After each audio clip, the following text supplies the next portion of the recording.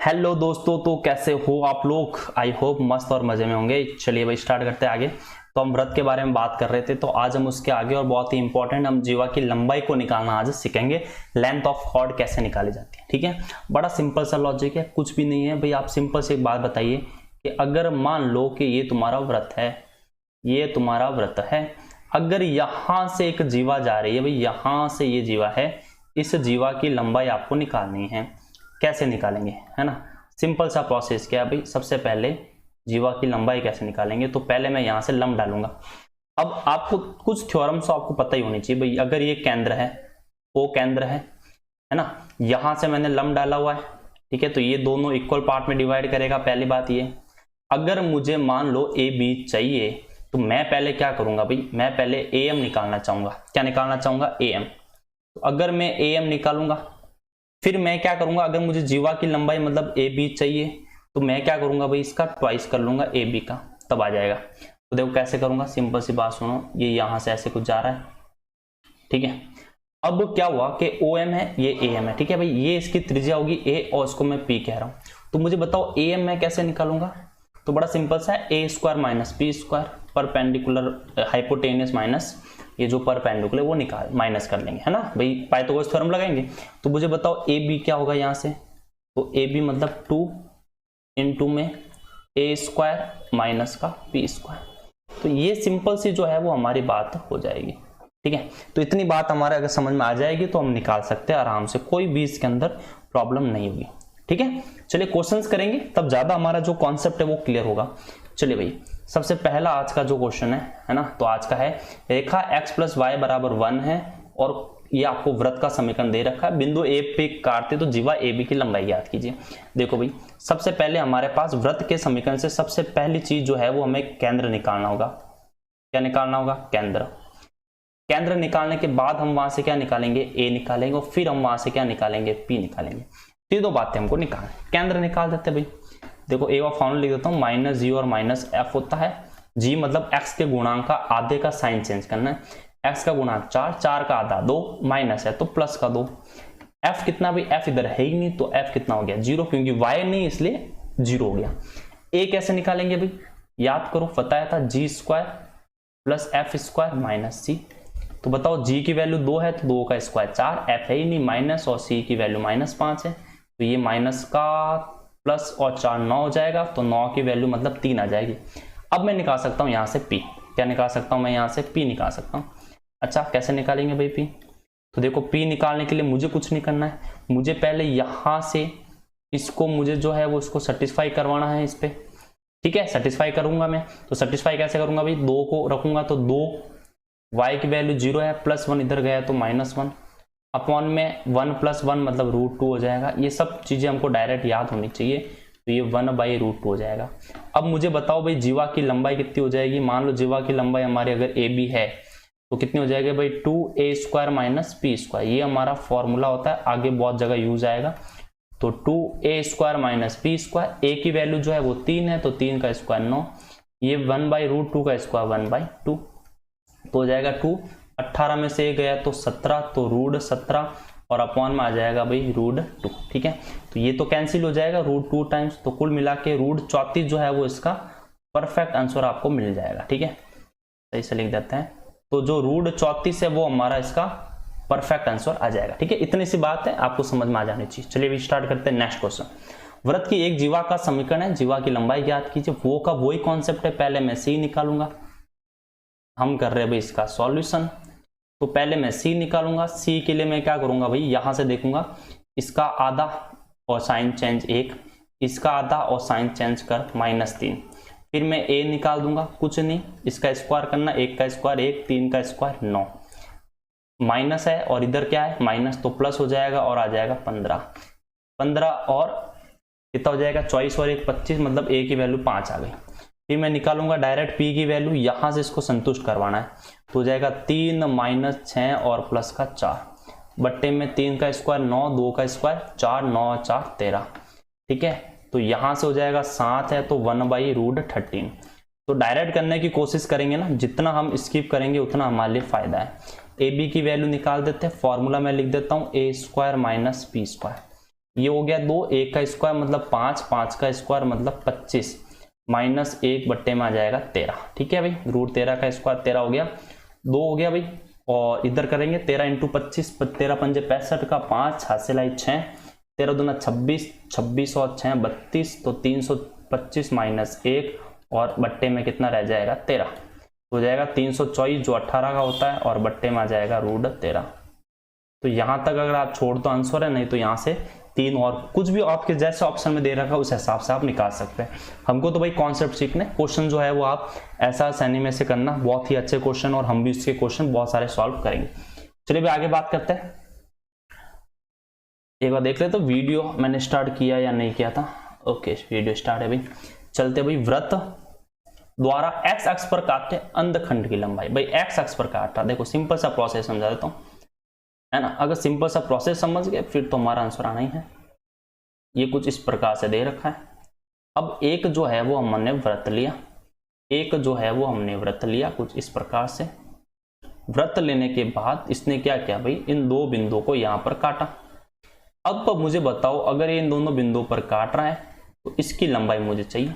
मुझे बताओ भाई यहां से y बराबर 0 होगा नहीं होगा, क्यों होगा, क्योंकि ये x अक्ष का समीकरण है। तो बिंदु x अक्ष पर है ना, तो मुझे अगर इसका समीकरण चाहिए तो मैं क्या बोलूंगा, y बराबर 0, ये x अक्ष का क्या हुआ, समीकरण हुआ।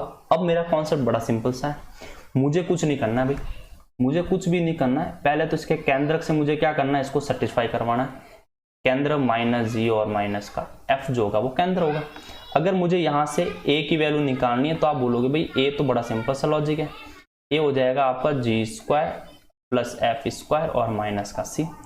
अच्छा p की वैल्यू अगर मुझे निकालनी है तो मैं कैसे निकालूंगा, देखो भाई p की वैल्यू सबसे पहले मैं समीकरण को संतुष्ट करवाऊंगा तो ओनली फॉर मुझे क्या मिलेगा भाई, f मिलेगा, है ना, क्योंकि y पर f ही रखूंगा माइनस का, और बट्टे में मुझे क्या मिलेगा, ओनली फॉर 1 मिलेगा। मतलब कुल मिला के मुझे p जो है वो f ही मिलने वाला है।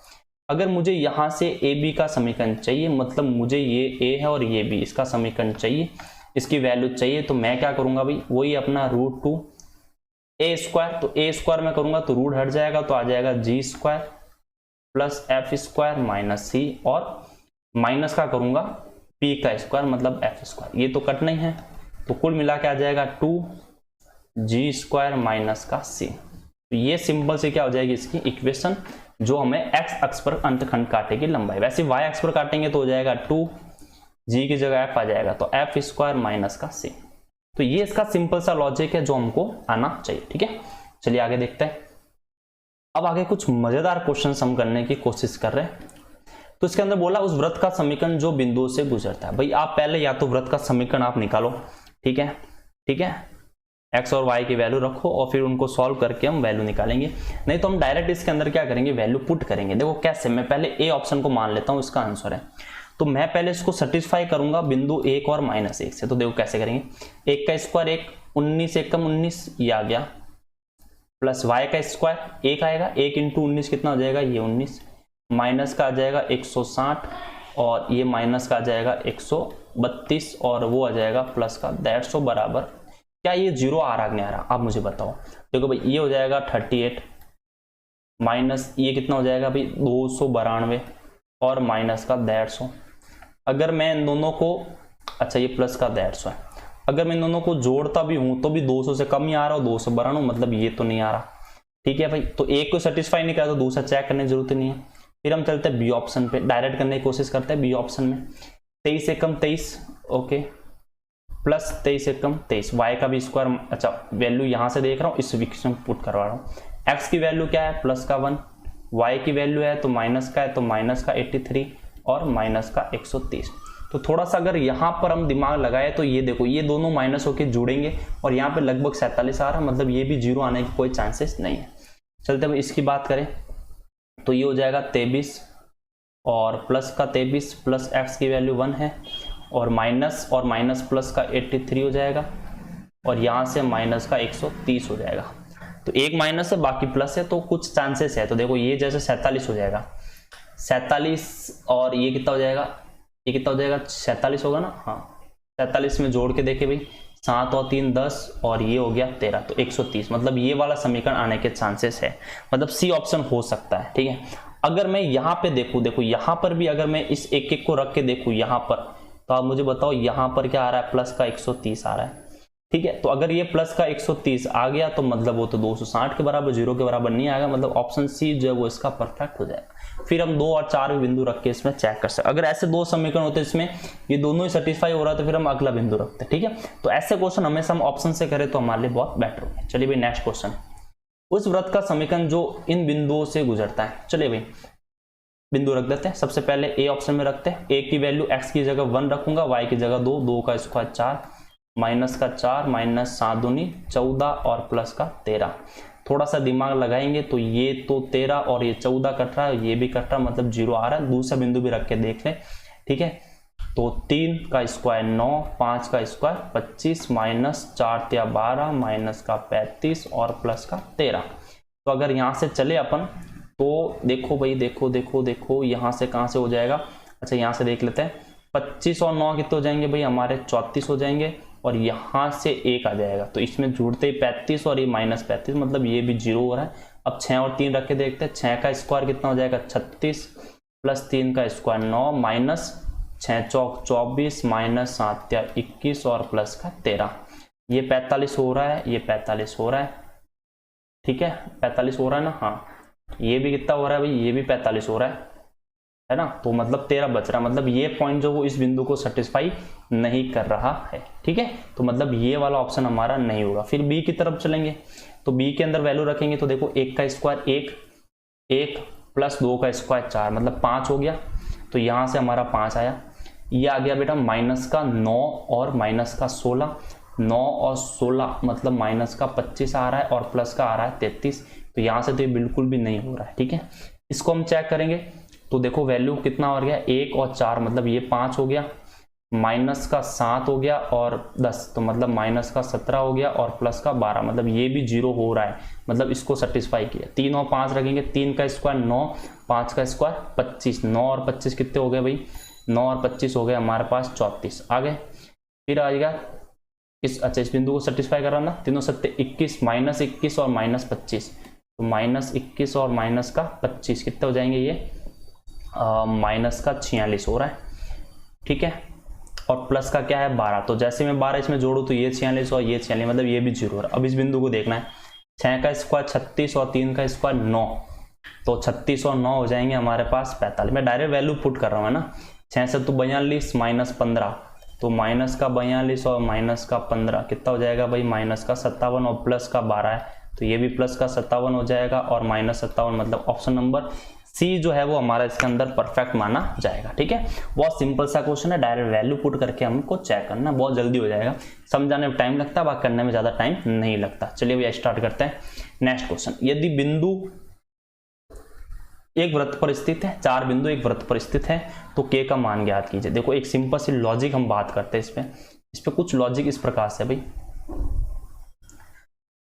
जब तक लॉजिक नहीं सीखेंगे है ना भाई, इसका डायग्राम हमारे पास आ जाता है ना तब हम उसको कर सकते हैं। जैसे भाई इसका एक बिंदु तो 0 0 ही हो गया, मतलब ये यहां से तो जाएगी, ये तो कंफर्म हो गया। ठीक है, तो जब भी आप एक चीज ध्यान में रखें क्या, कि जब भी आपके पास एक बिंदु क्या आ जाए 0 और 0 आ जाए, इसका मतलब अब जो भी 2 बिंदु जो मिला रहे है ना, क्योंकि ये 90 डिग्री बन रहा है, तो अगर इन दोनों बिंदुओं को मिला दूं मैं, अगर इन दोनों बिंदुओं को मैं ऐसे मिला दूंगा, ठीक है, मैं ऐसे समझा रहा हूं क्योंकि बाकी बिंदु 0 और 2 है, मतलब 0 और 2 मान लो यहां पर आएगा और 0 और -2 मतलब वो नीचे की तरफ आएगा, तो नीचे की तरफ वृत्त बन रहा है। लेकिन मैं समझाने की कोशिश कर रहा हूं कि यहाँ पे अगर एक बिंदु, और ये बात आप नोट कर ले तो और भी बेटर रहेगा। मान लिए क्या कि यदि एक बिंदु मूल बिंदु, यानी अगर एक बिंदु हमारा मूल बिंदु होगा, मूल बिंदु हो तो बाकी दोनों सिरे या बाकी दोनों बिंदु व्यास के होंगे, तो बाकी दोनों बिंदु क्या होंगे भाई, व्यास के होंगे। मतलब ये दोनों बिंदु जो है वो व्यास के हैं, इतनी बात हमको समझना है। तो अब यहां से मैं व्यास का समीकरण निकाल सकता हूं क्या, आराम से निकाल सकता हूं भाई, व्यास का समीकरण। ठीक है, तो यहां से मैं कोशिश कर रहा हूं व्यास का समीकरण निकालने की। तो व्यास का समीकरण, तो मुझे बताओ भाई व्यास का समीकरण कहां से, इस बिंदु से ना, 2 0 और 0 और -2। तो क्या होगा x माइनस x1 और x minus x2 plus y minus y1 और y माइनस y2 बराबर में 0। तो यहां से ये हो जाएगा x स्क्वायर माइनस का 2x प्लस का y स्क्वायर और प्लस का 2y बराबर 0। अब ये जो बिंदु है वो k और -2 से होकर जाती है, तो सेटिस्फाई करवा देंगे अपन। x की जगह k रखेंगे तो k स्क्वायर माइनस का 2k और ये हो जाएगा आपका -2 का स्क्वायर मतलब 2 4 हो जाएगा, ठीक है। -2 का स्क्वायर मतलब 4 और ये माइनस का 4 बराबर 0। तो यहाँ से अगर मैंने k कॉमन लिया तो k -2 बराबर 0, यानी या तो k का मान 0 होगा या 2 होगा, ठीक है। तो ये सिंपल सा इसका क्या हो जाएगा, आंसर हो जाएगा। मेरे हिसाब से तो एकदम कॉन्सेप्ट इसके अंदर क्लियर होना चाहिए, बहुत सिंपल सा कॉन्सेप्ट है, ठीक है। चलिए आगे बढ़ते हैं। ओके, नेक्स्ट क्वेश्चन आया भाई, आया भाई, बिल्कुल आया भाई। क्वेश्चन बहुत ही तगड़ा क्वेश्चन है, इस बात को दिमाग में रखना, बहुत तगड़ा क्वेश्चन है। देखो, उस वृत्त का समीकरण जो x अक्ष को स्पर्श करता है, जिसका केंद्र 1 2 है। तो पहले तो देखो केंद्र 1 2 है, दोनों के दोनों केंद्र पॉजिटिव है। इसका मतलब क्या हुआ कि x और y के गुणांक दोनों नेगेटिव होने चाहिए और इनका डबल होना चाहिए, मतलब 2 और 4 होना चाहिए। तो ये देख लो -2 और -4, यानी कुल मिला के -2 और -4y कहाँ पर है। इसके अंदर +4y डायरेक्ट कैंसिल, इसके अंदर दोनों -r है, इसके अंदर दोनों ही प्लस है कैंसिल, इसके अंदर भी दोनों प्लस है कैंसिल, मतलब बी हमारा ऑप्शन इसके अंदर परफेक्ट हो जाएगा, ठीक है। बहुत सिंपल सा क्वेश्चन है। चलते भाई आगे। स्पर्श रेखा का प्रतिबंध। देखो भाई, स्पर्श रेखा का प्रतिबंध क्या है। तो अगर कोई वृत्त है, अगर कोई हमने वृत्त लिया, ये वृत्त लिया और यहां पर एक स्पर्श रेखा ली, एक वृत्त लिया, एक स्पर्श रेखा ली, तो ये इसको स्पर्श कब करेगी, ये इसको स्पर्श कब करेगी मुझे बताइए। ये इसको स्पर्श कब करेगी, ये इसको स्पर्श तब कर पाएगी जब ये परपेंडिकुलर डिस्टेंस मान लो p है और ये क्या है a है। तो यदि a और p दोनों के दोनों क्या हो जाए, बराबर हो जाए, a और p क्या हो जाए भाई, थोड़ा दोनों के दोनों बराबर हो जाए, ठीक है। तो अगर a और p दोनों के दोनों क्या हो जाएंगे, बराबर, मतलब p बराबर हो जाएगा a, तभी वो क्या करेगी, स्पर्श रेखा मतलब वृत्त को स्पर्श करेगी। क्या करेगी भाई, वृत्त को स्पर्श करेगी, ठीक है। यानी केंद्र द्वारा डाले गए लंब की लंबाई, केंद्र द्वारा, ये सही नहीं लिखा गया थोड़ा सा, ठीक है भाई, थोड़ा पेन को थोड़ा सा कुछ छोटा करता है ना। ओके, तो केंद्र द्वारा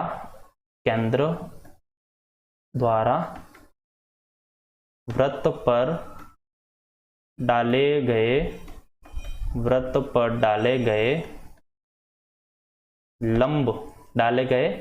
लंब की लंबाई त्रिज्या के बराबर होनी चाहिए, तभी वो क्या करेगी, जो रेखा है उस वृत्त को स्पर्श करेगी। तो ये हमारा इसका क्या हो जाएगा, कॉन्सेप्ट हो जाएगा, ठीक है। चलिए भी नेक्स्ट क्वेश्चन देखते हैं भाई, लेमड़ा के किस मान के लिए वृत्त को स्पर्श करेगी। तो बड़ा सिंपल सा है, देखो यहां से वृत्त के पहले केंद्रक निकाल देते हैं, सी के बिंदु, तो -5 होगा क्योंकि f तो है ही नहीं, तो f के मान तो 0 होने वाला है। यहां से त्रिज्या क्या निकाल दूंगा मैं, a की वैल्यू अगर मुझे निकालना है तो 5 का स्क्वायर 25, सी और दोनों ही नहीं है, मतलब ये 25 होने वाला है, मतलब a की वैल्यू 5 होने वाली है। तो अगर ये स्पर्श करेगी, इसका मतलब p और a का मान बराबर होगा। p का मान मैं कैसे निकालूंगा भाई, तो केंद्र जो है इसको इससे सेटिस्फाई करवाओ, -5 है तो -10 हो जाएगा, y इधर 0 है, प्लस का लेमड़ा हो जाएगा और अपॉन में क्या आ जाएगा, 2 का स्क्वायर 4, 3 का स्क्वायर 9, ठीक है, 9 और 4 कितने हो जाएगा 13 और बराबर में a की वैल्यू 5, मॉड है तो प्लस और माइनस लगेगा। बड़ा सिंपल सा कॉन्सेप्ट है, कुछ भी नहीं है भाई इसके अंदर, कॉन्सेप्ट एकदम सिंपल सा, +-5। तो यहां से अगर मुझे लेमड़ा की वैल्यू निकालनी है तो ये 13 तो उधर हो जाएगा भाई मल्टीप्लाई, और -10 इधर आया तो +10। तो कुछ इस टाइप से इसकी लेमड़ा की वैल्यू यहां से आपको मिल जाएगी, ठीक है। सिंपल सा कॉन्सेप्ट है और आई होप बात समझ आई होगी। तो जब भी वो अगर स्पर्श करेगी, इसका मतलब क्या हुआ, तो ये आपको याद रखना है, p और a का मान क्या होगा, आपस में बराबर होगा। चलिए नेक्स्ट, यदि रेखा y बराबर, ये आपकी रेखा है, y बराबर वृत्त को स्पर्श करेगी तो क्या होगा, अगर ये वृत्त को स्पर्श करेगी तब क्या होगा। तो बड़ा सिंपल से तो कॉन्सेप्ट है भाई, आपका इक्वेशन है y = mx + c, वृत्त का समीकरण है x² प्लस वाई स्क्वायर और बराबर में ए स्क्वायर। यही तो है, तो वृत्त का समीकरण x square plus y square बराबर ए स्क्वायर है। तो अगर मुझे यहां से p बराबर a हो जाए तब हमारा कॉन्सेप्ट क्लियर हो जाएगा। ओके भाई, p की वैल्यू हम निकाल देते हैं। p की वैल्यू कैसे निकालेंगे? केंद्र इसके 0 0 है, सिंपल सी बात है भाई। अगर केंद्र मानो तो केंद्र इसके 0 0 होंगे, है ना, क्योंकि मूल बिंदु से गुजरेगी तो केंद्र 0 0 होंगे। तो जैसे मैं इसके अंदर 0 वैल्यू रखूंगा, देखो ये 0 होगा, ये 0 होगा, तो मेरे पास बचेगा ओनली फॉर सी। और अपॉन में क्या आने वाला है? तो अपॉन में आएगा मुझे x का कोफिशिएंट है m, तो आएगा m स्क्वायर, और y का कोफिशिएंट 1 है तो 1 का स्क्वायर, माइनस होगा तो कोई बात नहीं, पॉजिटिव है तो 1 हो जाएगा। ठीक है, कोई दिक्कत नहीं है। बराबर में मैं रखूंगा a, क्या रखूंगा बराबर में a। तो अब मैं जैसे ही वहां से मॉड हटाऊंगा तो ये हो जाएगा, देखो m स्क्वायर प्लस 1, वहां से मॉड हटाऊंगा तो यहाँ पे प्लस माइनस a आ जाएगा। तो यहां से मुझे बताओ c की वैल्यू क्या होगी? तो ये हो जाएगी प्लस माइनस a अपॉन में m स्क्वायर प्लस का 1। तो ये मेरे पास यहाँ पे c की वैल्यू होने वाली है। तो कहीं से ऑप्शन में कुछ इस प्रकार का आपको कुछ दिख रहा है क्या? Plus minus m square plus 1, plus minus m square plus 1, ये रहा। ठीक है भाई, तो मुझे क्या वैल्यू निकालनी थी? c बराबर है ना, c कहां पर है आपका? ये रहा। तो c बराबर है plus minus a m square plus 1। ठीक है, तो यहां पर ही कहीं होंगी, तो ऑप्शन में अगर ये है, ये प्लस में होगा इधर। ठीक है, तो ये ऑप्शन हमारा क्या होगा? सी परफेक्ट होगा। तो अगर ऑप्शन में मैंने शायद मिस्टेक कर दी होगी, कहीं लिखा नहीं होगा, वरना ये आपको क्या करना है, यहां तक आपको चीजें याद रखनी है। ठीक है, तो अगर कोई भी क्या है हमारे पास, अगर कोई भी एक रेखा है और मूल बिंदु से गुजरे हुए समीकरण को अगर वो स्पर्श करती है तो फिर ये वाली कंडीशन वहां पे आपको डायरेक्टली लगा देनी है, तब हमारा आंसर आ जाएगा। ठीक है, चलिए आगे। अब आता है भाई स्पर्श रेखा का समीकरण। क्या है भाई स्पर्श रेखा का समीकरण? बहुत सिंपल सा कॉन्सेप्ट है स्पर्श रेखा का समीकरण, जिसको हम टेंजेंट कह सकते हैं। स्पर्श रेखा को हम क्या बोलेंगे? टेंजेंट। बहुत ही इंपॉर्टेंट चीज है, इसलिए इसको ध्यान में रखना है। ठीक है, तो अगर हमारा वृत्त कुछ इस प्रकार से, भाई वृत्त क्या होगा? वृत्त होगा x square plus y square plus 2gx plus 2fy और प्लस का c बराबर 0। अगर ये वृत्त है और बिंदु x1 y1 पर स्पर्श करती है, बिंदु x1 और y1 पर स्पर्श करती है, स्पर्श करती है, तो रेखा का समीकरण, तो देखो बड़ा सिंपल सा है। x x1 बार बार याद रखना है, y y1, फिर आ जाएगा हमारे पास g, आ जाएगा x प्लस x1, फिर आएगा हमारे पास fy प्लस y1 और प्लस का c बराबर में 0। देखो ये जो इक्वेशन है बहुत सिंपल सी, आराम से याद हो जाती है। पहली बार मेरे को याद हो गई थी। ठीक है, तो ये बड़ा सिंपल सा, आराम से याद हो जाती है। x x1 plus y y1 plus g x1 plus x plus x1 plus f y1 plus y plus में c बराबर 0। अगर ये जो वृत्त है, अगर वृत्त